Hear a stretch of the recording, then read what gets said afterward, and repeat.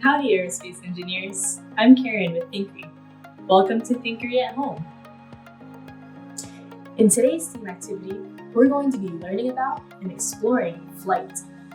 Let's build and test two different flying objects together today.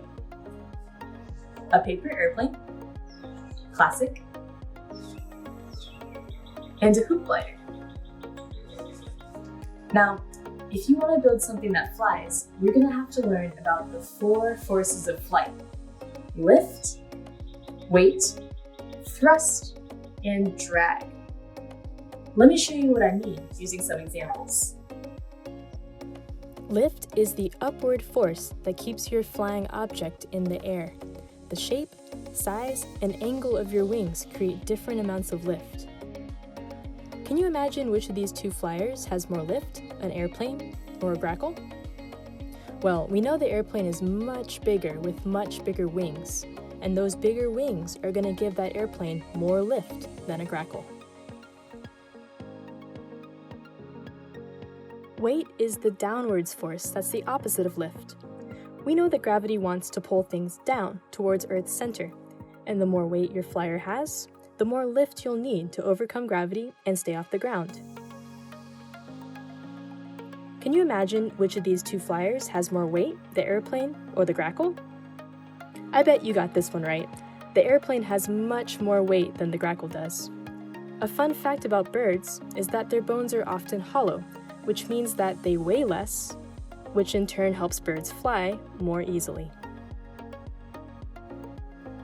Thrust is the forwards force that is pushing your plane through the air. The flyers that we make today are going to get their thrust from the muscles in your throwing arm. Can you imagine where these other flyers get their thrust from? Grackles, like all birds that fly, have powerful chest muscles that help them flap their wings. Airplanes often get their thrust from engines that quickly spin turbines or a propeller. Drag is the backwards force that's the opposite of thrust. Drag wants to stop your plane from moving forwards in the air. You may have heard of this force by another name, air resistance. The smoother the shape of your flyer, the less drag it'll have. Let me show you. If you look at the nose of this plane, it's narrow and curved. Because of that shape, air can smoothly flow around it, like this, and there's not a lot of drag. Now let's look at the second plane. It's very blocky, almost like I built it in Minecraft or out of Legos. When air flows towards the nose of this plane, its squareness and blockiness prevents the air from flowing around the nose. Instead, the air pushes against the nose, which creates more drag, or air resistance, for the plane that it has to fight as it tries to fly forwards. Alrighty, engineers, are you ready to take off with me? Let's get building. For the paper airplane, all that we'll need is a piece of paper. Any size or thickness will do. For the hoop glider, we'll need another sheet of paper, a straw, a ruler, a pair of scissors, and some tape. Let's start with our paper airplane. I only happen to know this one simple design, which I've heard called a dart. First, let's fold our paper in half, hot dog style. Make a nice, strong crease down the center of the page. Unfold your paper after creasing it. Next, take the top two corners and bring them down and inwards until they are touching that center line. Your plane should have a point at the top, just like mine. Now, trace your fingers down and outwards from the plane's point until you find two symmetrical new corners. Just like the last step, take these two new corners and bring them down and inwards until they are touching the center line. Your plane should now have a narrower point at the top, just like mine. Now let's fold the entire plane in half, hot dog style again on our old crease. Make sure the wing flaps are on the outside of your plane. Fold the wing flap on one side down halfway, starting with the point. Flip the plane over and fold the other wing flap down halfway as well. Now, pull the wings outwards and we're all done. On to our next flying object. Let's get started on our hoop glider.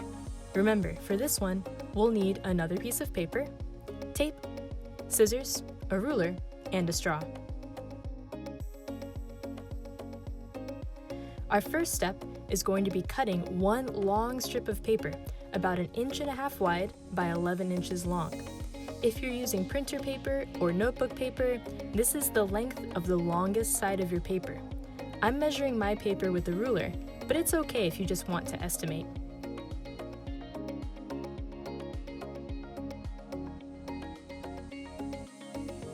Next, cut a short strip of paper, 1.5 inches wide by 7 inches long. This piece is the same width as the other piece, but a few inches shorter in length. You'll notice that I just rotated my piece of paper before cutting my short strip. This is a measuring and estimating shortcut that you can use too if you'd like.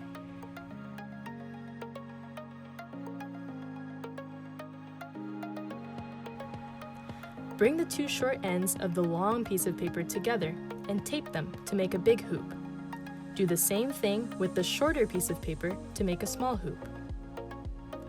Place a piece of tape underneath one end of the straw, sticky side up.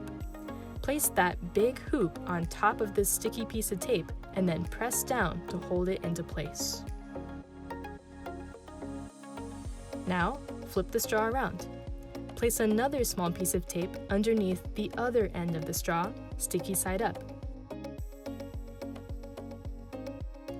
Place the small hoop on top of this sticky piece of tape and press down to hold it into place. Make sure that the two hoops are in line with one another. All done! Hey pilots, it's time to test out our flying objects. When you're testing your flyers, stand in the same spot and launch both flyers, and then watch carefully and look for any differences between the ways they fly. I would encourage you to experiment with how you're launching your flyers, especially hoop glider. Does it make a difference if the small hoop is in front or if the big hoop is in front? Does it make a difference if, when you launch your hoop glider, you're launching it in a straight line, or if you're spinning it in your hands as you let go? Give it a try. I'll see you back here after my flight tests. Wow, that was surprising. I wonder why those two flyers acted so differently in the air. Well, I bet you already have some ideas why. Remember that we learned about those 4 forces of flight: lift, weight, thrust, and drag. Let's look at our two flyers. Which parts of each do you think helped give it lift? Which parts of each flyer do you think gave them drag? Thinking about the answers to those questions might help you understand why your flyers acted the way that they did. Now that you've learned a little bit more about flight, I bet you could create something that flies even straighter, or farther, or higher, or faster than the objects that we made today. You're welcome to use these designs as starting points. Maybe you can make a paper airplane out of cardboard. Maybe you can make it giant and see how that affects its flight. Maybe you can make a hoop glider with 3 rings, or rings that are all the same size. I'm excited to see what designs you come up with. Hey pilots and engineers, thank you so much for joining me for today's Thinkery at Home activity. I hope you had fun. If you'd like to share what you made, you can tag @ThinkeryATX or hashtag #ThinkeryAtHome in your social media posts. Keep checking out our social media for more STEAM activities, design challenges, and story times. Until next time, see you soon.